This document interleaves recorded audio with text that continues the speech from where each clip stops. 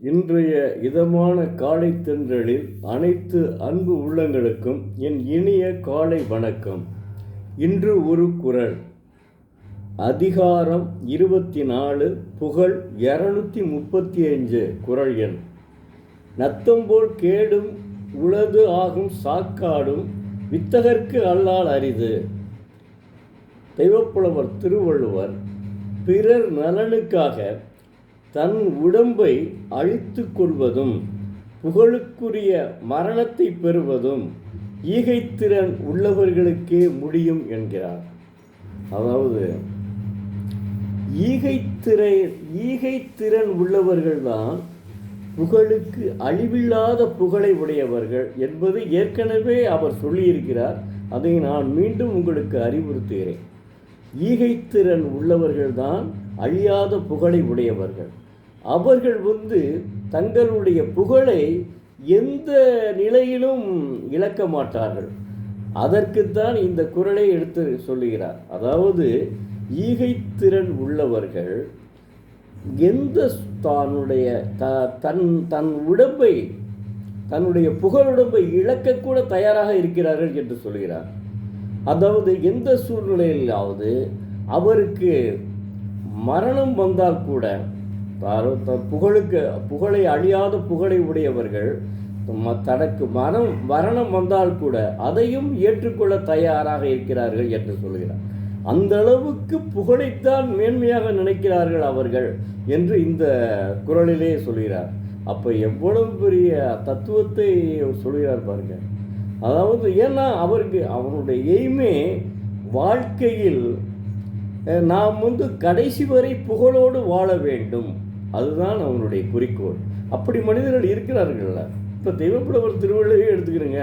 இன்னைக்கு உலகத்திலே கிட்டத்தட்ட 58 மொழிகளில் மொழிபெயர்க்கப்பட்டுள்ளதில்ல. கடைசியாக உரை எழுதியவர் நமது கவிப்பேரரசு வைரமுத்து அவர்கள். அப்போது 133 அதிகாரத்தை கொண்டது.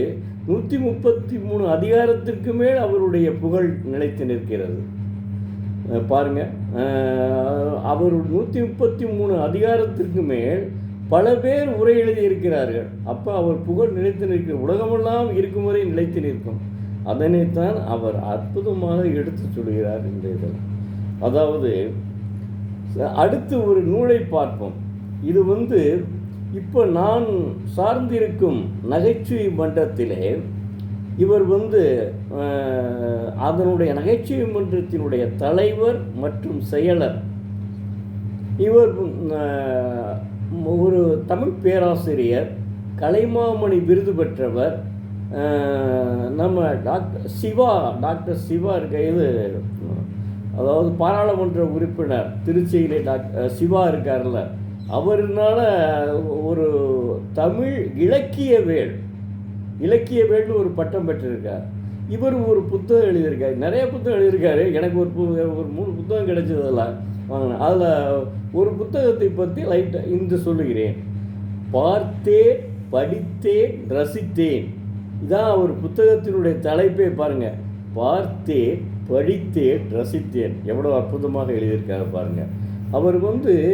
அவர் அதை நாம் படிக்கும்போது நம்மளை அறியாமலே நகைச்சுவை வருங்க. அவர் அந்த புத்தகத்தை படிச்சுட்டு இருக்கையில் நானும் இல்லை, என்னுடைய இல்லத்தரசியும் இந்த புத்தகத்தை படித்தார்கள். படிக்கும்போது நம்மளை அறியாமலே நகைச்சுவை தோன்றும். அதனால தான் அவர் உலகையே சுற்றி வருகிறார். அதாவது முதல்ல அரிமளத்தில் ஒரு அதிசயம்னு ஒன்று சொல்கிறாரு. அரிமளம் இருக்குல்ல, அரிமளம் திருச்சிக்கு போகிற வழியில் இருக்குது. அந்த ஒரு அரிமளம்னு சொல்லிட்டு, அதாவது இதுக்கு பக்கத்தில் புதுக்கோட்டைக்கு பக்கத்தில் அரிமளம்னு ஊர். அந்த அரிமளத்தில் ஒரு அதிசயம் சொல்கிறார்.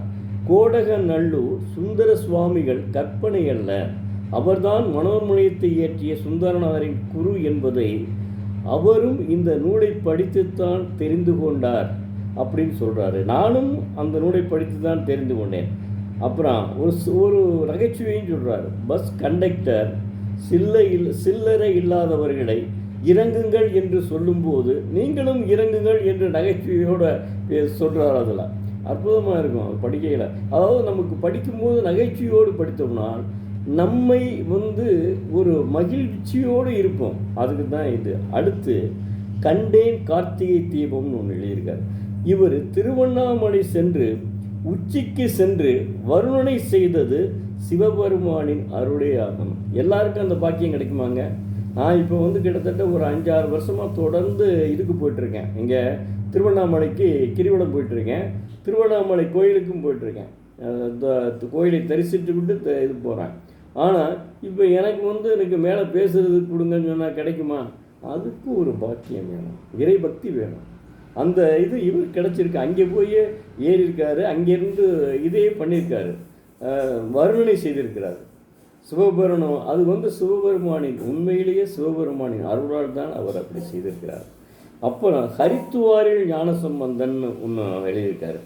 அதாவது தங்களினுடைய தகப்பனாரின் தமிழ்பற்று தான் அவரையும் உலகமெல்லாம் தமிழ் பரப்புரை செய்ய காரணம் என்பதை உணர முடிகிறது. ஹரித்துவாரில் ஞானசம்பந்தன் சொல்கிறார், இவருடைய தமிழ்பற்று தான் அவரை வந்து அடுத்த தமிழ் பரப்புரை செல்ல காரணம் என்பதை உணர முடிகிறது இந்த இதில் இருந்து. அடுத்தது, நான் அறிவாளிகளையே சந்திக்கவில்லை வாழி என்று ஒன்று எழுதியிருக்கிறார். அதனுடைய நகைச்சுவை வந்து அருமை. அதை சொல்ல எனக்கு நேரம் போதவில்லை. அற்புதமாக இருக்கும். அப்புறம் வாதாபி கணபதின்னு ஒன்று எழுதியிருக்காரு. அதுலேயும் நகைச்சுவை தான், ஃபுல்லாக அருமையாக, ரொம்ப அருமையாக இருக்கும். படிக்கையில் அப்படியே படித்து முடிச்சோன்னு பார்த்தா சிரிச்சிட்டோடு உட்காரலாம். எந்த கூட்டணியிலும் வேண்டாம்னு ஒன்று எழுதியிருக்காரு. அதுவும் நல்லா இருக்கும். எந்த கூட்டணியிலும் வேண்டாம்னு ஒன்று எழுதியிருக்காரு. அதுவும் படிக்கிறதுக்கு ரொம்ப அருமையாக இருக்கும். மொத்தம் இந்த அவருடைய புத்தகம், நான் உண்மையிலேயே இந்த புத்தகத்தை பார்த்தேன், படித்தேன், ரசித்தேன்னு அவர் கொடுத்துருக்காரு. தலைப்பு இருக்குல்ல, அந்த தலைப்பு மாதிரியே நானும் அந்த புத்தகத்தை பார்த்தேன், படித்தேன், ரசித்தேன். அந்த உண்மையிலேயே எனக்கு நகைச்சுவையோடு தான் அந்த இதை படித்தேன். நான் பெரும்பாலும் புத்தகம் படிக்கையில் நகைச்சுவை எனக்கு வரைய வராது. காரணம் என்னென்னா, அவங்க நகைச்சுவையோடு எழுத மாட்டாங்க.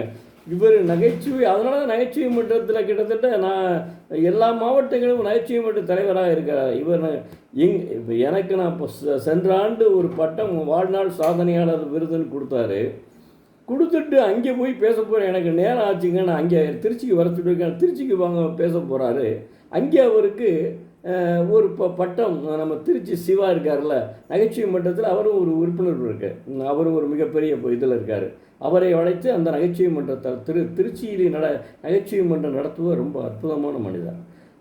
அவருடன் இதில் பேசியிருக்கார், அதை கேட்டிருக்கேன் யூடியூப்பில். அவர் என்ன சொல்கிறார், அவர் என்ன சொல்கிறாருன்னா, அவர் தான் இந்த பட்டம் கொடுத்தது. இலக்கிய வேல் கலைஞர் கருணாநிதிக்கு தமிழ் வேல், இவருக்கு இலக்கிய வேல். பாருங்கள், கலைஞர் கருணாநிதிக்கு ஈடாக இவருக்கும் ஒரு பட்டம் கிடச்சிருக்குன்னு நம்ம இது பண்ண. முத்தமிழறிஞர் கலைஞரை யாரும் மறக்க முடியாது. அவருடைய, நான் வந்து அரசியலை பேசவில்லை இந்த நேரத்தில், அதை நீங்கள் நன்றாக புரிந்து கொள்ள வேண்டும்.